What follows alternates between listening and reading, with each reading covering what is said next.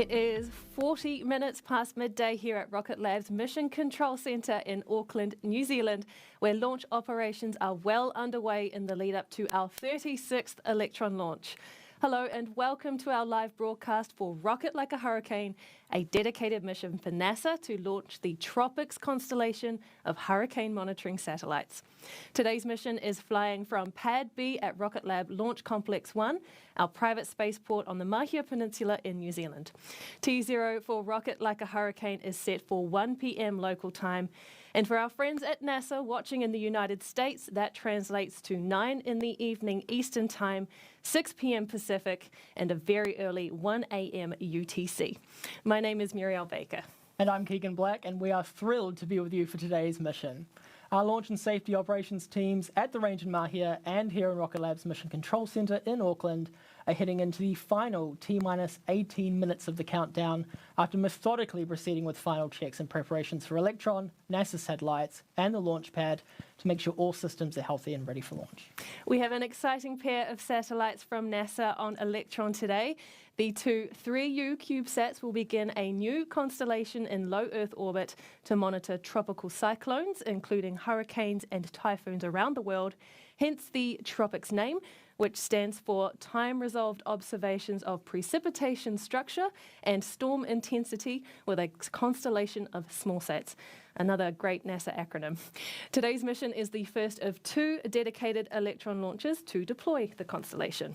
This first launch has been dubbed by the NASA team as Rocket Like a Hurricane, and in about 2 weeks' time, we'll be following up with a second launch. That mission has been affectionately called Coming to a Storm Near You. Both missions are heading to a 550 kilometre circular altitude above Earth at an inclination of about 30 degrees. This is a unique orbit best reached with a dedicated launch, making Electron the ideal launch vehicle to deploy TROPICS. Here's more from NASA about TROPICS and its importance not just to NASA's Earth science team, but for all of us eager to have more accurate and more timely information on powerful storms when they come our way. Here's a question. How does a group of satellites, each no more than a foot long, help improve forecasts for tropical storms and hurricanes? Let's take a look. Hurricanes are some of the most powerful and destructive weather events on Earth. The 2020 Atlantic hurricane season was brutal, producing a record-breaking 30 named storms. What's more, 10 of those storms were characterized as rapidly intensifying, some throttling up by 100 miles per hour in under 2 days. Many weather satellites will generally measure a storm only once every few hours, leaving gaps in coverage where a storm may quickly strengthen. To help fill this observation gap, NASA is launching TROPICS, a collection of satellites designed to make a big impact on our understanding of damaging storms. Their mission? To provide near-hourly observations of a storm's precipitation, temperature, and humidity, allowing scientists to better understand what drives a storm's intensification. To achieve this, researchers at MIT's Lincoln Laboratory developed a miniaturized microwave radiometer that's about the size of a cup of coffee. This small instrument will measure storm strength by detecting the thermal radiation naturally emitted by the oxygen and water vapor in the air. As Earth's climate continues to change, cost-effective but powerful satellites like TROPICS will be an important tool to help us better observe developments driving rapid changes in powerful storms, and help forecasters better predict and prepare for the weather ahead. TROPICS has been a massive team effort to get the satellites from idea to the launch pad, with the science team led by the Lincoln Laboratory at the Massachusetts Institute of Technology, and others including researchers from the NASA Goddard Space Flight Center, the National Oceanic and Atmospheric Administration, or NOAA, and several universities and commercial partners. Few people have been closer to this mission than Stuart Cook. He is one of the mission managers for the TROPICS program. And we were lucky enough to catch up with Stuart earlier in the week at our production complex. Let's take a look.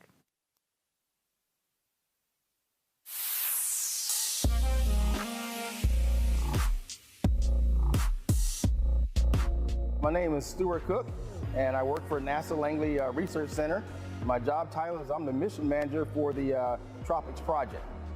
Think about 4 satellites orbiting the Earth These satellites are looking down at clouds, at storms, at hurricanes, and they're looking to see how they form, how they intensify, or how they get stronger. So with TROPICS, we have 4 CubeSats that are going to be orbiting the Earth. They're about the size of a loaf of bread, so very small compared to your traditional satellites. And the beauty of having 4 of these things orbiting the Earth is that they can revisit a storm every hour, which is very different from how traditional satellites do it. They may come by the same storm once every 10 hours. The data from TROPICS, we're going to feed that to our partners, which are like NOAA, the National Hurricane Center. They take it and it helps them improve their hurricane forecasting and hurricane modeling. So when you think about it from the end users and you look at a TV and you say, hey, a hurricane's coming up the coast of Florida, it says the storm could go this direction, it could go this direction. We have improved models that will have a tighter band of where that storm is going to be. It's giving better forecast information to not only NOAA, but to the viewers. So for the first launch is, we're going to have a launch window of maybe 2 hours. It says it can launch between 1 and 3 p.m. New Zealand time. The second launch, there's a lot of synchronization that has to happen, so it's pretty exciting for a company like Rocket Lab to be able to do that with that kind of precision to help us meet our mission goals. During the launch, I'll be in the Mission Control Center here, so that'll be a new experience. I'll be on console to give the roll call for all systems go for the payloads. We're just so excited to really see it happen now. I can't just contain my excitement because it's just a lot of anticipation leading up to this moment.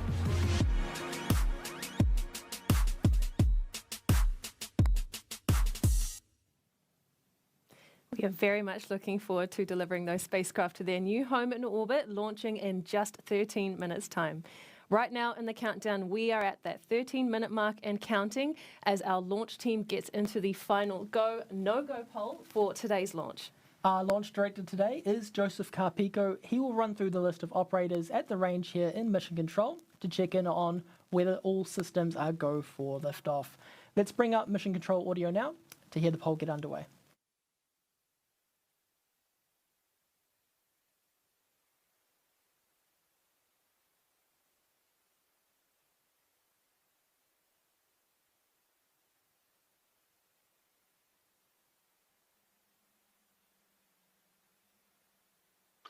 All operators, this is the LD on mission, proceeding with the go, no-go sequence. Stage. Stage is go. Avionics. Avionics is go. GNC. GNC is go. VCON. VCON's go. T1. T1 is go. GC. GC is go. PLS. PLS is go. RSO. RSO is go. MET. MET is go. MM. MM is go. LD sub. LD sub is go. The go, no-go sequence is complete. We are now T-minus 11 minutes, 30 seconds and counting. We are go for terminal count at T-minus 10 minutes. From this time, the 3-word hold procedure is in effect.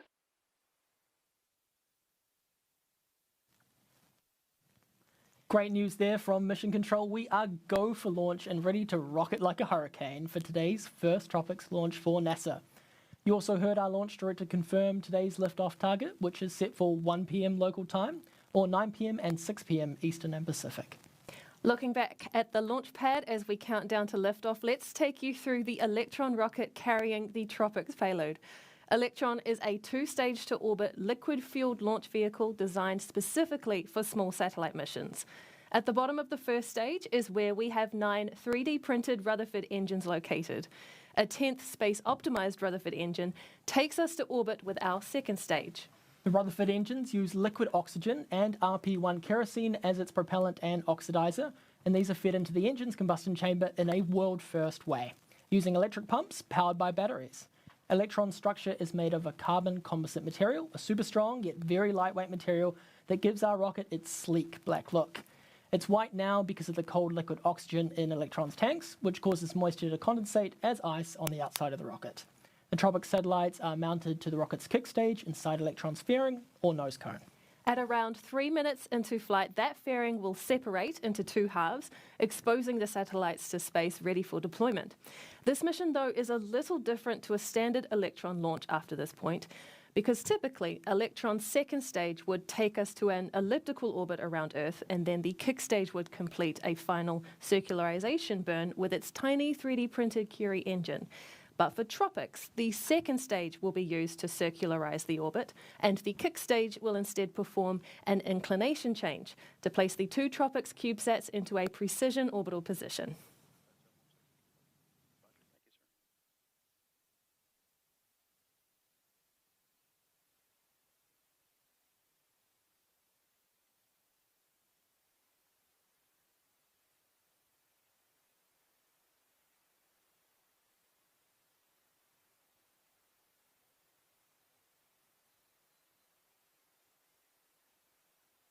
Avionics LD mission. LD avionics. Yes, sir. Please proceed with sequence 56, the avionics terminal check sequence. Sequence 56 in work.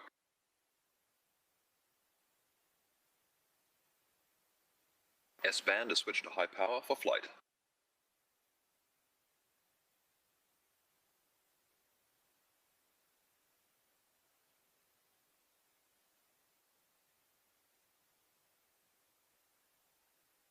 Stage LD on mission.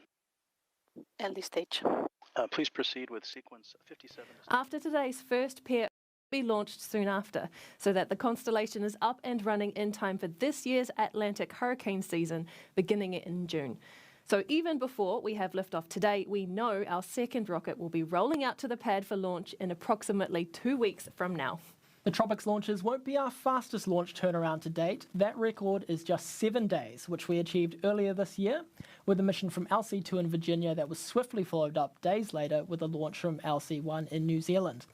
But 2 weeks between dedicated smallsat missions is something that just did not exist for smallsats prior to Electron. Part of the reason we can deliver these missions one after the other so quickly is down to our comprehensive parallel test programs to prepare multiple Electrons for the big day. Rocket Lab mission manager Jane McNichol has been across the entire campaign for TROPICS. She has more to share on what's involved in the lead up to launch.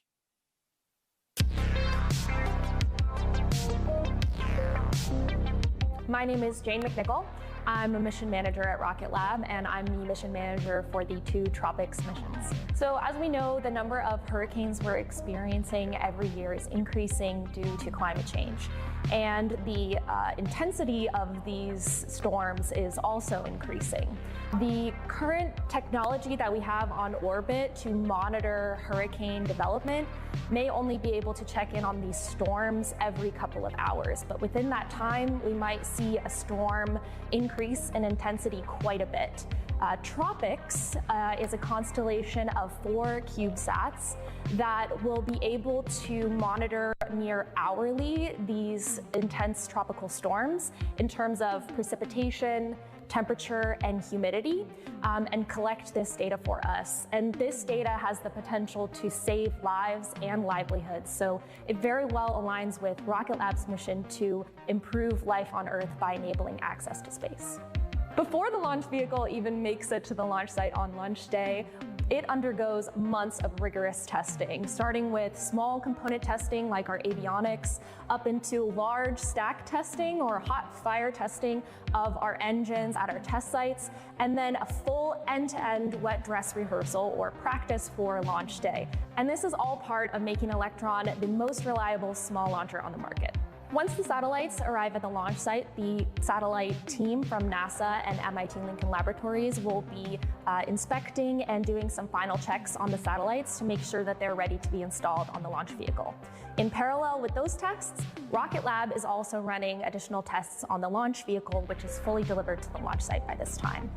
We'll be doing integrated testing end-to-end of our avionics systems and preparing for the satellites to be integrated onto the kick stage. Then we will encapsulate the spacecraft and integrate the full launch vehicle, stage 1, stage 2, stage 3, and roll out for wet dress rehearsal. A wet dress rehearsal is basically a practice for launch day, where we perform all of the operations like we would on day of launch, including fueling the vehicle.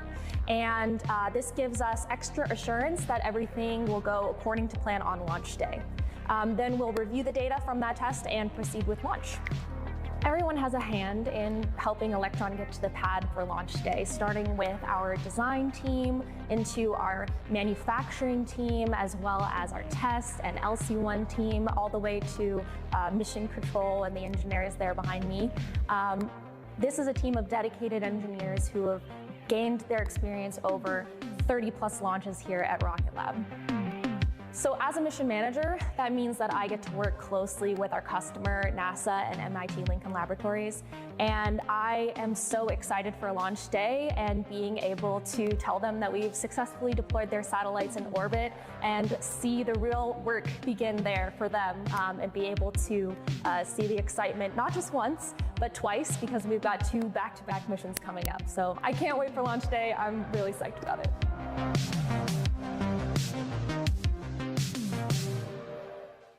As we approach T-minus 4 minutes to liftoff, let's take you through the last moments before those 9 Rutherford engines ignite. At 2 minutes before liftoff, the ground power supply at the launch pad is disabled and Electron switches to internal power. Our launch safety system, the AFTS, will be enabled at the same time, and we can expect to hear both of those calls from our operators in mission control, one after the other. The liquid oxygen supply valves on stages 1 and 2 are closed about 10 seconds later, with another operator expected to confirm on comms that LOX load is complete. At under a minute to liftoff, the propellant tanks will be at their optimum pressure levels for launch. Ground control will soon afterward confirm the water system at the launch pad is ready to be activated for when the engines on the rocket ignite for launch. This is what will cause the large white cloud of water vapor at liftoff. At T-minus 10 seconds, the launch director will count down with the mission clock to liftoff. The engines will ignite at T-minus 3 seconds, and the launch pad's hold-down mechanisms will be released. Then Electron will take to the skies for its 36th launch for this TROPICS mission to space. We'll bring up the audio channels from mission control now to listen in, and then we'll be back with you after liftoff. All operators LD on mission. We are go for auto sequence start at T-minus 2 minutes. LD is go for launch.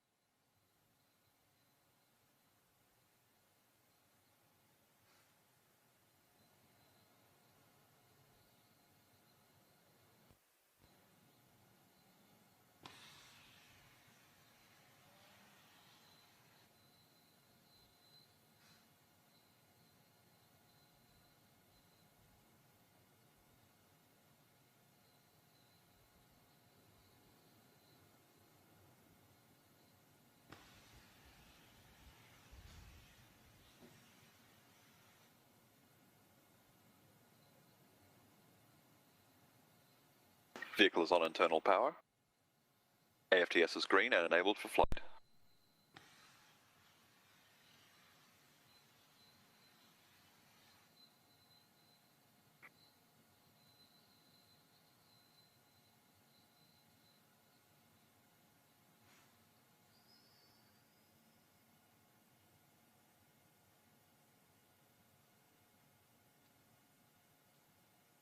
Lock load is complete. System is in recirc.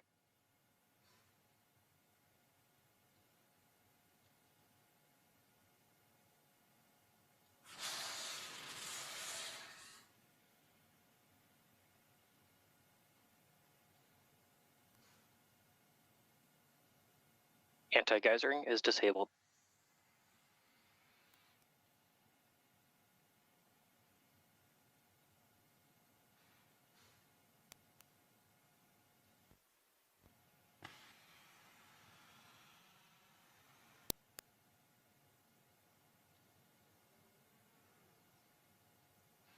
Stage 1, stage 2, press for flight. High flow engine purge enabled.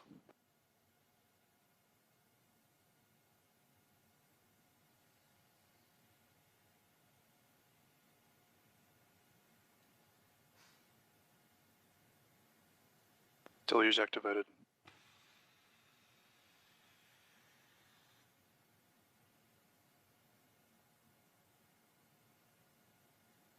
T-minus 20 seconds and counting.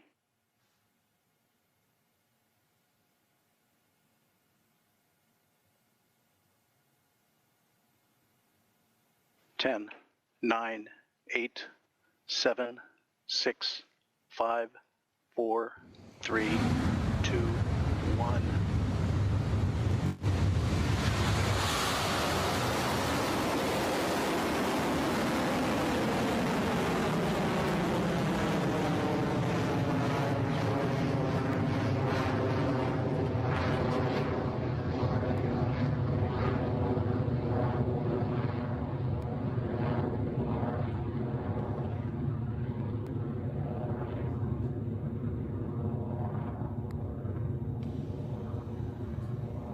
HVB discharge is nominal.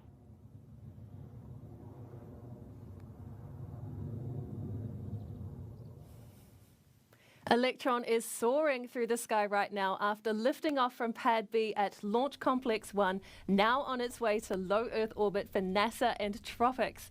The first launch milestone the rocket will pass through is Max Q, when the forces against Electron are at their peak as the rocket moves quickly through the atmosphere. Mission Control is expected to call that out on the net shortly.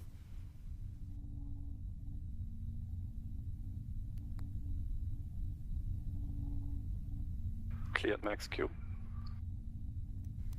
Great news there with Max Q and onward and upward for Electron. It has only been about a minute since liftoff, and already the rocket is at its speeds of over 2,000 kilometers an hour, a mere fraction of the 27,000 plus kilometers an hour that is orbital velocity, which will reach ahead of payload deployment in the next 30 minutes or so.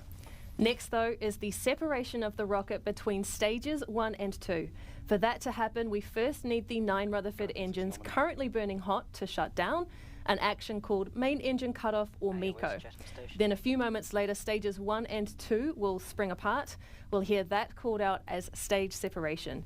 Then the single space-optimized Rutherford engine on the second stage will light up and carry on with the TROPICS mission.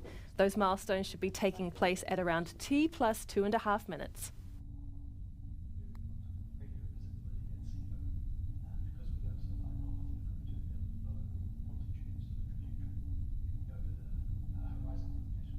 "15 seconds to MECO.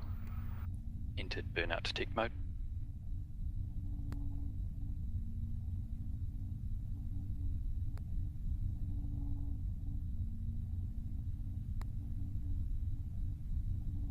MECO confirm.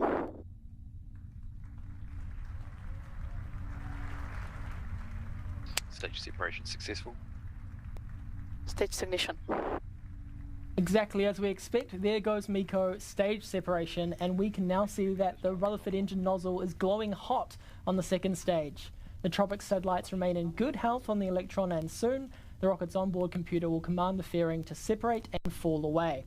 Now that we're in the vacuum of space, TROPICS doesn't need the protection of the fairing anymore, so we get rid of that dead weight to maximize fuel efficiency on the way to orbit.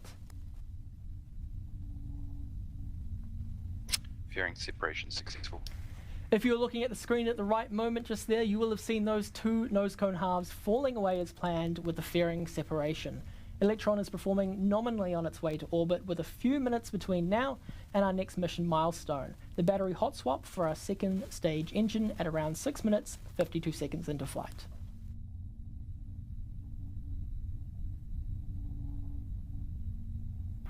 Guidance is nominal. Stage 2 propulsion, still nominal.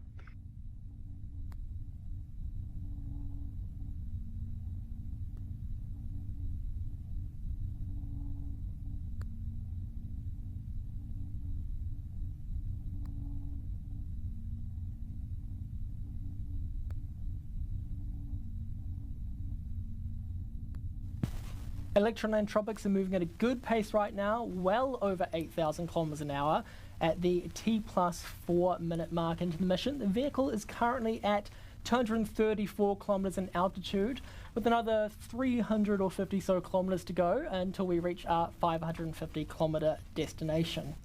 Getting there is only one part of the journey though, as TROPICS won't be released immediately at that 550 kilometer first touch.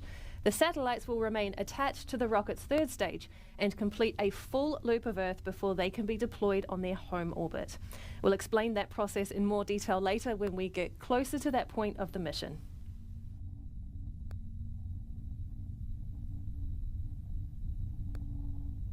Stage 2 propulsion holds nominal.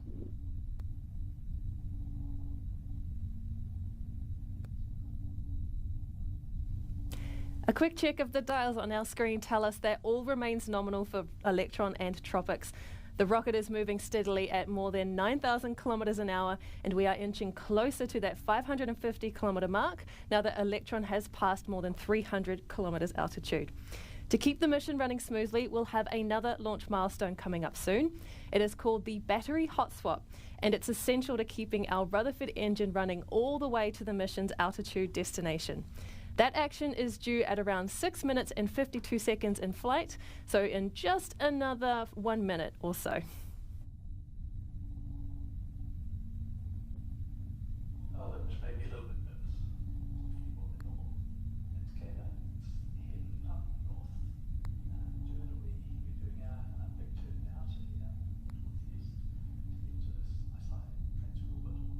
Guidance is nominal, 200 seconds remaining.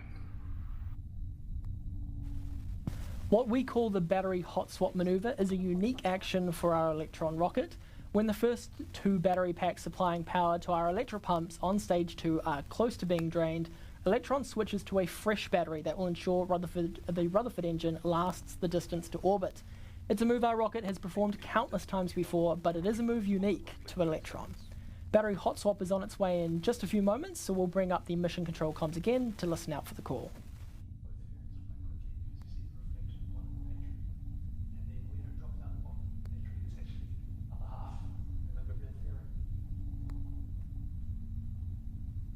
Throttling down.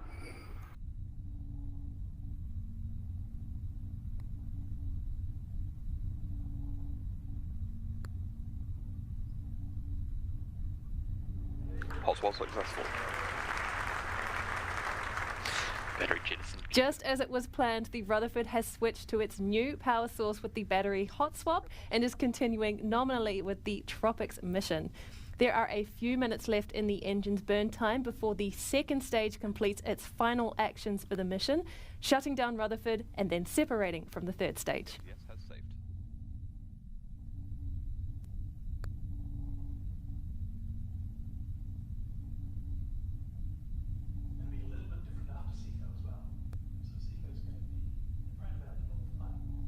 HVB discharge holding nominal.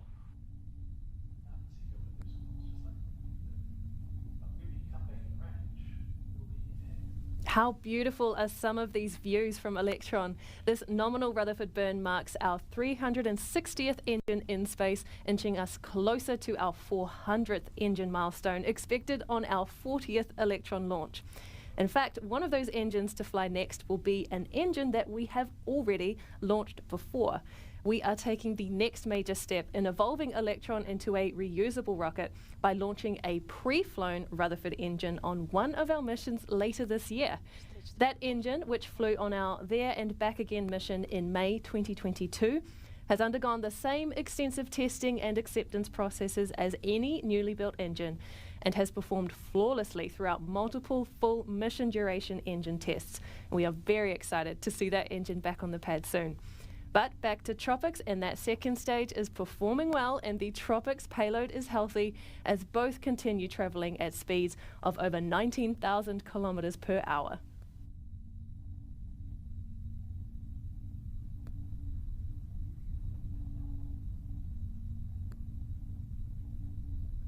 Entered burnout detect mode. All right, at T plus 8 minutes 56 seconds into this mission for NASA, and we are nearly in orbit. In a few moments, we'll be able to see that red hot engine nozzle there start to turn cold once the engine on stage 2 shuts down. Mission control will call out these actions. Listen out for SECO confirmed on the nets coming up shortly.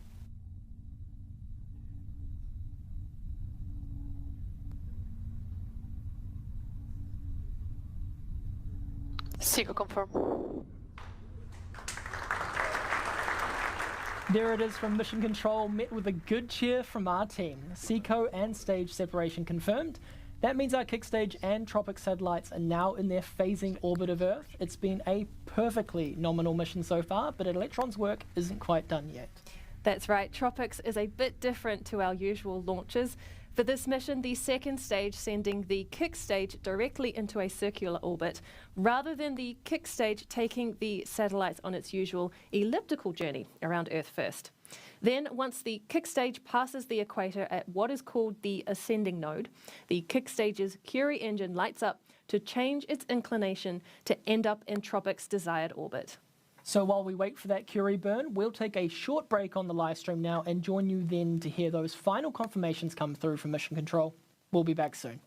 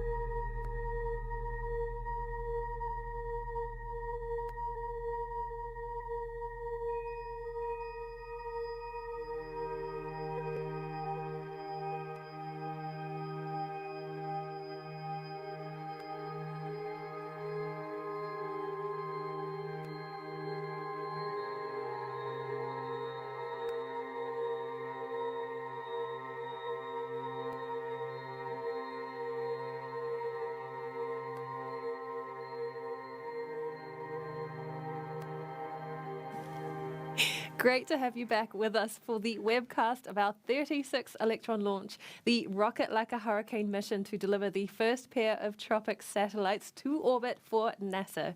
We had a great liftoff from the pad at Launch Complex 1 today, where Electron cleared the Māhia Peninsula quickly and made its way northeast and successfully passed through early launch milestones like max Q, main engine cutoff, and separation of the first and second stage.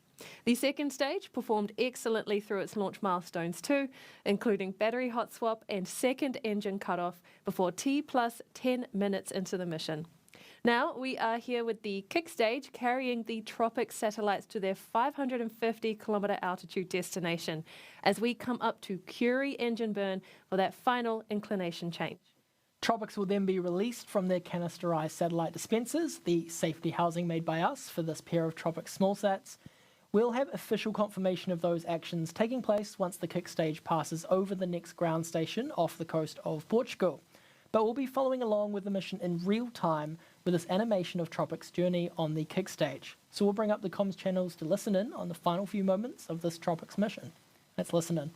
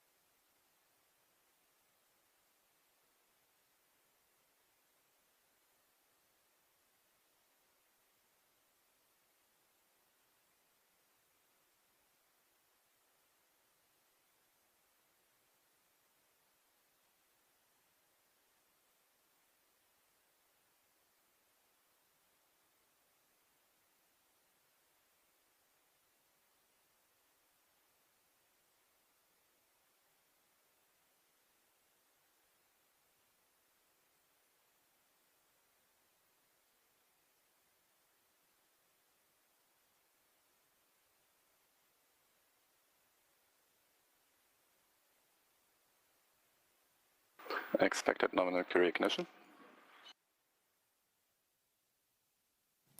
Word there from Mission Control that the Curie engine is expected to have now ignited. This engine is relightable and it gimbals to orient the kick stage in a very precise manner, allowing our customers pinpoint accuracy for payload deployment. Listening in now for the next call of Curie shutdown ahead of payload deployment.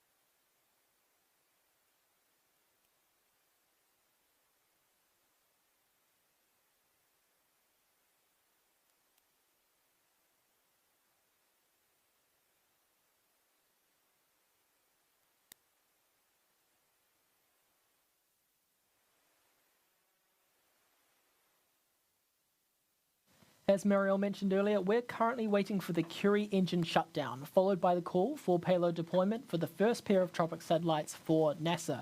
The two 3U CubeSats are each not much bigger than a loaf of bread, and these small but extremely powerful satellites will begin a new constellation in low Earth orbit to monitor tropical cyclones around the world. TROPICS aims to measure temperature, humidity and precipitation so that we can better understand the evolution and structure of storms, and doing so with a high revisit rate within the hour will be invaluable.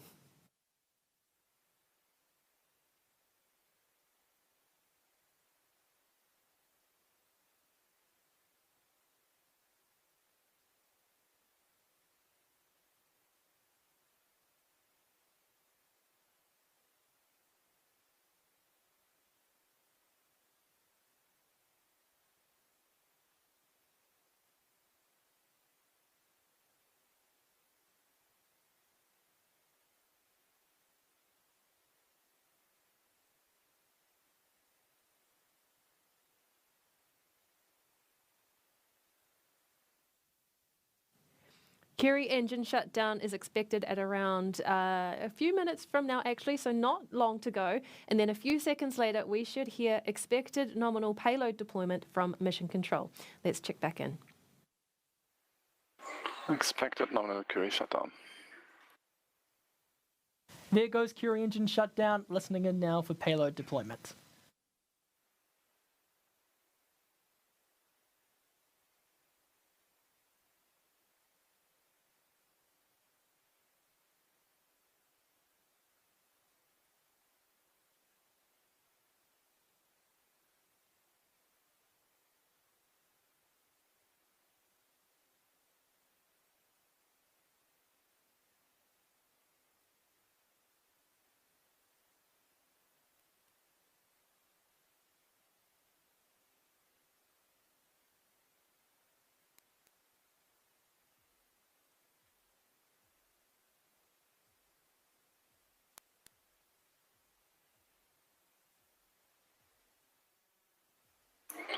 Expected nominal payload deployment.